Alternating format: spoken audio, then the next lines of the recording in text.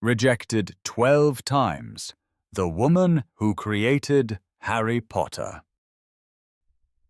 Introduction. You know his name. He is the boy with the lightning scar on his forehead. He is the boy who lived. He is Harry Potter. Today, the Harry Potter brand is worth over $25 billion. The books have been translated into 80 languages. The movies are legendary. The theme parks are full of magic. But the story of the creator of Harry Potter is even more magical than the story of the wizard himself. Her name is Joanne Rowling, or J.K. Rowling. Today she is richer than the King of England. But not long ago she was a woman who had lost everything. She was a single mother. She was jobless. She was depressed. She was surviving on government money. And she had a dream about a boy wizard attending a magical school. She wrote this story on napkins in cafes because her baby was sleeping. She typed it on an old typewriter, and when she finally finished it, she sent it to publishers. Do you know what happened? They said no. Then another one said no, and another one. 12 times. 12 different experts told her, "Nobody wants to read this. Children's books don't make money." In this video, we are going to tell the true story of J.K. Rowling. It is a story about hitting rock bottom and climbing back up. We will learn the vocabulary of perseverance, rejection, and imagination. If you have ever felt like a failure, or if you are afraid of hearing the word no, this story is for you. Let's open the book. Chapter 1. The Delayed Train. The magic began in a very boring place. It was 1990. Joanne was 25 years old. She was working as a secretary in Manchester. She wasn't very happy with her job, but she liked to write stories in her free time. One weekend, she was taking a train from Manchester to London. Ideally, the journey takes about 2 hours. But on this day, the train broke down. It stopped in the middle of the fields. For 4 long hours, the passengers just sat there. Most people would be annoyed. They would complain. They would sleep. But Joanne was looking out the window, staring at some cows. Suddenly, an idea popped into her head. She saw a boy. A skinny boy with black hair and glasses. A boy who didn't know he was a wizard. She saw a school for magic. She saw a giant. She saw a castle. The idea was so strong, it felt like an explosion in her brain. She wanted to write it down immediately. She searched her bag for a pen. She didn't have one. She was too shy to ask a stranger for a pen. So for 4 hours she sat there and imagined. Because she couldn't write, she had to memorize the details. She memorized the names of the houses, Gryffindor, Slytherin. She memorized the rules of Quidditch. This is a great example of how your brain can work when you force it. By the way, if you want to know how to improve your memory like this, check out my video, How to Remember Everything, Your Simple Guide. It teaches you how to store information without a pen. By the time the train arrived in London, Harry Potter was born. But the real trouble was just beginning. Chapter 2. The Tragedy. 6 months after that train ride, tragedy struck. Joanne's mother, Anne, died after a long battle with a disease called multiple sclerosis. She was only 45 years old. Joanne was devastated. She was very close to her mother. The most painful thing was that she never told her mother about Harry Potter. Her mother never knew that her daughter was writing a book. This pain changed the story. Originally, Harry Potter was just a fun story about magic tricks. But after her mother died, Joanne poured her own grief into the book. Vocabulary check. Grief. Grief is the deep sadness you feel when someone dies. She made Harry an orphan. She made him feel the pain of losing his parents. She created the monsters called Dementors. In the books, Dementors are creatures that suck all the happiness out of you. Joanne later explained that Dementors were a metaphor for depression. This was the depression she felt after her mother's death. So the magic became dark. The story became deep. It wasn't just a children's book anymore. It was a book about death and love. Chapter 3. Running Away to Portugal. Joanne needed to escape. The sadness in England was too much. She saw an advertisement in a newspaper. English teachers wanted in Portugal. She packed her bags and moved to the city of Porto. She taught English to adults at night. During the day, she wrote about Harry Potter. It seemed like a good life. She met a Portuguese journalist. They fell in love. They got married. They had a baby daughter named Jessica. For a moment it looked like a happy ending, but it wasn't. The marriage was a disaster. It was short and catastrophic. There were arguments. There was conflict. 13 months after the wedding, Joanne took her baby and left. She got on a plane back to the UK. She had no job. She had no husband. She had no home. She had a crying baby. And she had 3 chapters of a book about a wizard in her suitcase. She described herself later as poor as it is possible to be in modern Britain without being homeless. Chapter 4. Writing for Survival. She moved to Edinburgh, Scotland, to be near her sister. This was the rock bottom period. Vocabulary check. Rock bottom. When you hit rock bottom, you are at the lowest point of your life. You cannot go down any further. She was living on welfare, government benefits. It was barely enough money to buy food and pay rent. She felt like a total failure. Many people in this situation would give up. They would say, "I need to find a real job. I need to stop dreaming." But Joanne did something incredible. She treated her book like a job. Every day she put baby Jessica in the stroller and walked around Edinburgh until the baby fell asleep. Then she would run to a cafe. Usually it was a place called the Elephant House, which is now famous. She would buy 1 cup of coffee, because that was all she could afford, and sit there for 2 or 3 hours. She wrote, and she wrote. She didn't have a computer. She used an old manual typewriter. Imagine typing a whole book on a machine where you cannot press delete. If you make a mistake, you have to start the page again.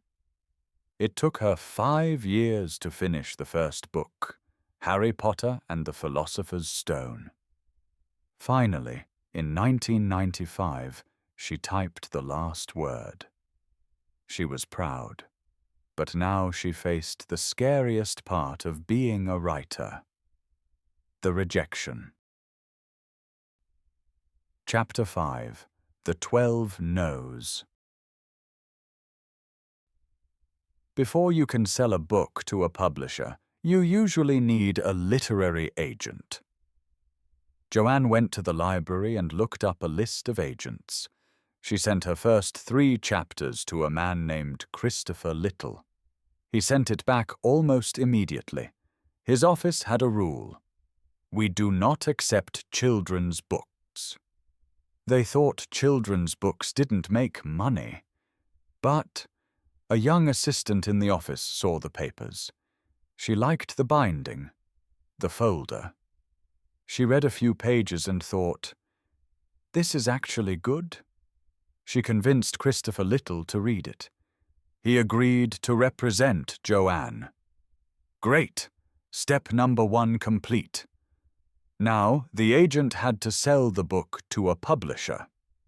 Publishers are the companies that print the books, like Penguin or HarperCollins. Christopher Little sent the manuscript to 12 top publishers. He waited. The answers started coming back. Publisher 1. No. Publisher 2. No. Publisher 3. No. Why? What was the problem? The rejection letters said similar things. 1. It is too long. The book was 90,000 words. Publishers said, children don't read long books, they have short attention spans. 2. It is too weird. A boarding school for wizards, it is too old-fashioned. 3. Children's books don't make profit. Imagine how Joanne felt.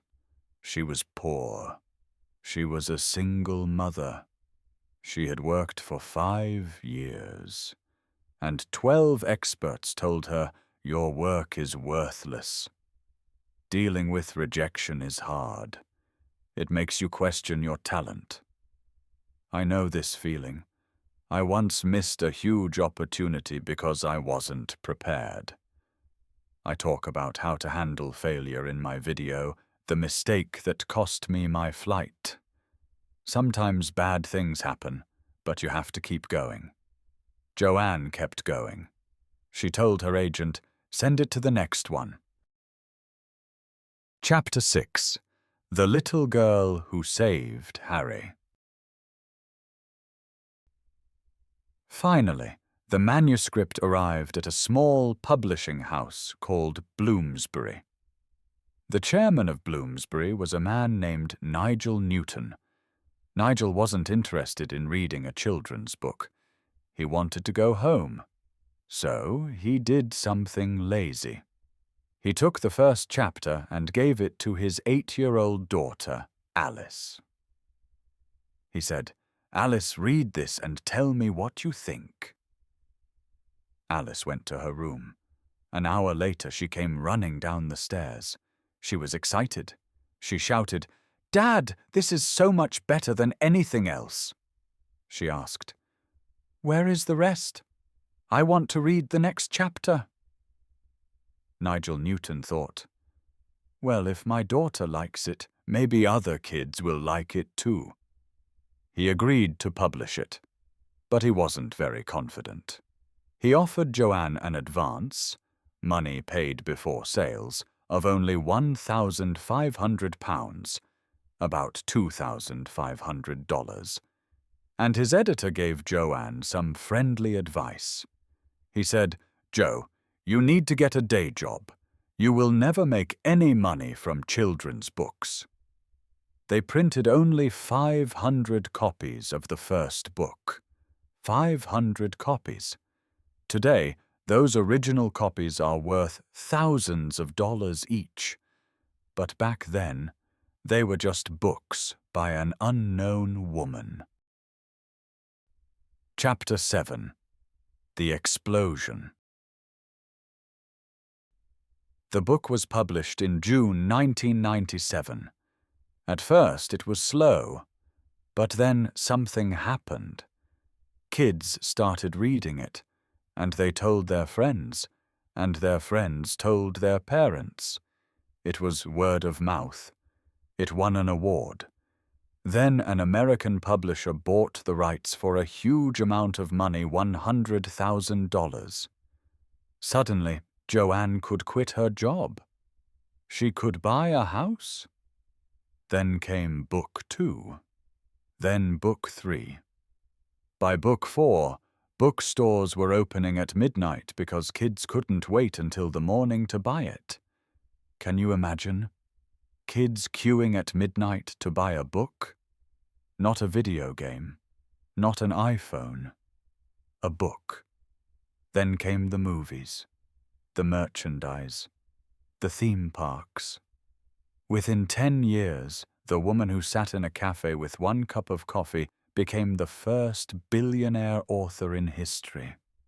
She lost her billionaire status later, but for a beautiful reason.